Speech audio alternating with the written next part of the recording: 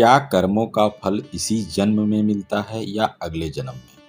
दोस्तों, आप सभी का हमारे चैनल पर एक बार फिर से स्वागत है।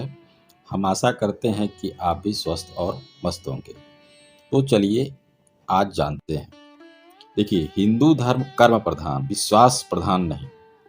इसमें कर्मों को बहुत ही महत्व दिया गया है। जैसा कर्म करोगे वैसा ही फल मिलेगा। यह एक प्राथमिक सिद्धांत है, परंतु इससे भी अलग कर्म का जो सिद्धांत है वो बहुत ही गहरा और समझने वाला है। कई लोगों के मन में यह प्रश्न होगा कि उन्हें कर्मों का फल क्या इसी जन्म में मिलता है या अगले जन्म में। देखिए, कर्म जो है हमारे धर्म में कई प्रकार के बताए गए हैं, जिनमें से मुख्य रूप से 6 माने गए। पहला है नित्य कर्म, यानी जो कार्य आप रोज प्रतिदिन करते हैं। दूसरा है नैमित्तिक कर्म, यानी नियमशील कार्य। और तीसरा है काम्य कर्म, यानी किसी मकसद से किया हुआ कार्य। चौथा है निष्काम्य कर्म, यानी जो बिना स्वार्थ के कोई कर्म किया जाए या कार्य किया जाए। और पांचवा है संचित कर्म, यानी प्रारब्ध से सहेजे हुए कर्म। और छठवां है निषिद्ध कर्म, यानी जो कर्म करने योग्य नहीं हो। देखिए, जिस तरह से चोर को मदद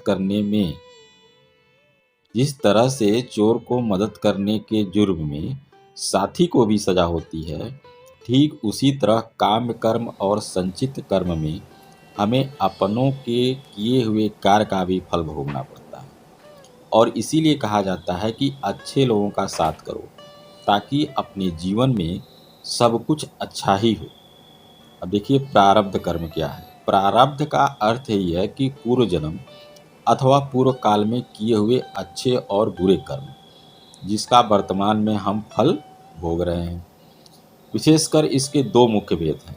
संचित प्रारब्ध, जो पूर्व जन्म के कर्मों के फलस्वरूप होता है, और क्रियमान प्रारब्ध, जो इस जन्म में किए हुए कर्मों के फलस्वरूप होता है। इसके अलावा अनिच्छा प्रारब्ध, परेच्छा प्रारब्ध और स्वेच्छा प्रारब्ध नाम के भी 2-3 गौण भेद हैं। प्रारब्ध कर्मों के परिणाम को ही कुछ लोग भाग्य और किस्मत का नाम देते हैं। पूर्व जन्म और कर्मों के सिद्धांत को समझना जरूरी है। पिछले जन्म के कर्म को ही प्रारब्ध या संचित कर्म कहते हैं, और इन कर्मों का बचा हिस्से का फल हमें इसी जन्म में मिलता है। ये प्रारब्ध कर्म ही नए होने वाले जन्म की योनि और उसमें मिलने वाले भोग को निर्धारित करते हैं।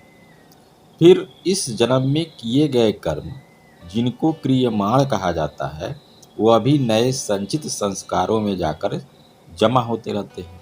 यही कारण है कि व्यक्ति को उसके कर्मों के अनुसार फिर अगला जीवन मिलता है, और वह अपने कर्मों का फल भोगता रहता है। यही कर्मफल का सिद्धांत। हम जो कर्म करते हैं उनमें से कुछ कर्मों का फल हमें तत्काल ही मिलता है, और कुछ कर्मों का फल हमें इसी जन्म में बाद में मिलता है। इस प्रकार कुछ ऐसे कर्म होते हैं जिनका फल हमें अगले जन्म में मिलता है, तो कुछ कर्मों का फल लंबे समय तक मिलता रहता है। जैसे किसी भूखे को अगर आपने भोजन कराया, तो उससे आपको जो खुशी मिली वो अत्यंत ज़्यादा खुशी मिली, और यह कर्म आपके पुण्य कर्मों में शामिल हो गया। अब इस कर्म का पहला फल खुशी के रूप मिला, और दूसरा तब मिलेगा जब आपके पुण्य कर्म प्रकट होंगे। यह फल क्या होगा, यह कोई नहीं जानता। इसी प्रकार यदि आपने चोरी की, तो उसी वक्त कुछ मन में खटका या भय भी लगा होगा, अपराध का बोध भी हुआ होगा। यह कर्म मन को दूषित भी करेगा। चोरी करने का तुरंत फल मन को दूषित करने के रूप में मिला। इसके बाद यदि पकड़ा गए, तब वह अलग से फल मिलेगा। अब यह कर्म पाप कर्म में शामिल होकर बाद में प्रकट होगा। अधिकतर कर्मों का फल हमें इसी जन्म में मिलता है। यदि पुराने पाप कर्म ज़्यादा है, तो वर्तमान बड़ा ही संघर्ष भरा होगा, दुखदायी होगा।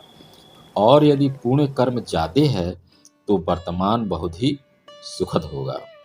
तो मिलते हैं दोस्तों नेक्स्ट वीडियो में। तब तक के लिए जय श्री कृष्ण, राधे राधे।